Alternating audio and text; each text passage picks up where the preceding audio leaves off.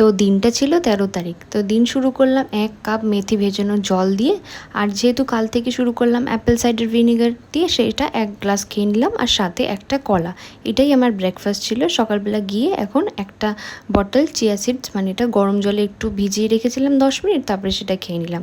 আর খেয়ে নিয়েছিলাম কালো চা, তার সাথে এই গাঠিয়াটা খেয়েছিলাম, এই 2-4টে গাঠিয়া খেয়েছিলাম আর কি।